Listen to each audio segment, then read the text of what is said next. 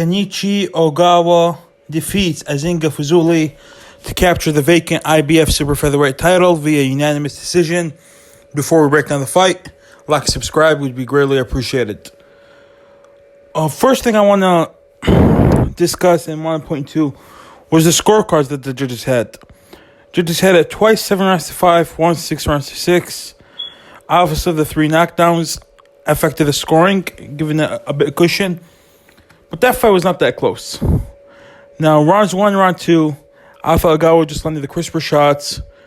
Fuzile was landing decent jabs there and now and there, but all the power shots were coming from the Japanese fighter, Ogawa.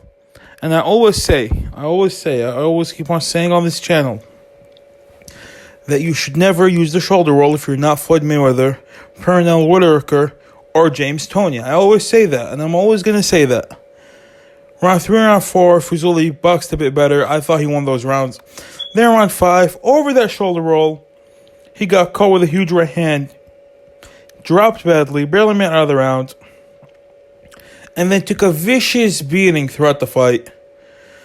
I thought he won round 10, but then round 11, Ogawa adjusted, started going to the body, started breaking him down even more. Then in round 12, he was landing over the shoulder roll again, dropped him once, then dropped him again with 5 seconds left in the fight. And Fuzile barely made it out of the fight without being stopped. Ogawa wins by unanimous decision, dropping him 3 times. Ogawa was just so much better in this fight. So much better. And Fuzile, he was fast. He obviously has decent power. He was very, very explosive as well. But why are you using that shoulder roll stance, man? You're not James Toney. You're not Pernell Whitaker.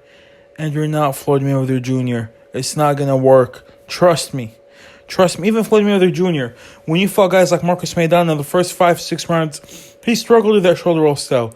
Then he went and he swept the last 6 rounds against Marcus Maidana. He put both his hands up and started training with Marcus Maidana. And obviously, Floyd Mayweather Jr. is going to be the more accurate puncher and the more crisp puncher. And that's how we beat Marcus Maidana. If he stayed in that shoulder roll stance, he would have lost to Marcus Maidana. But you got to adjust. You see that shoulder roll not working. You got to adjust and leave the shoulder roll. Even guys like Floyd Mayweather Jr., if they have to adapt, they adapt. Even though he's arguably the king of shoulder roll, he still adapted. What's next for Kenichi Ogawa? Let's just hope that he doesn't fail a drug test again, because he's won a title before against Tevin Farmer. I believe he beat Tevin Farmer.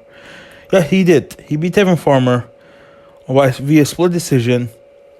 And he was popped for testing positive for Anda Rostenadal.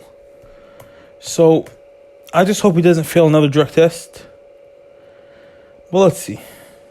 Let's watch this. But if he doesn't fail any drug test, he was banned for 2 years from boxing. If he doesn't fail any drug test, let's see him fight Shakur Stevenson. I'd love that fight. I think Shakur Stevenson makes him look dumb, but I would love to watch that fight though. I would. I think Shakur Stevenson stops Ogawa. Let me know what you guys think in the comments below. Like and subscribe if you enjoyed the video. Sadiq Boxing out.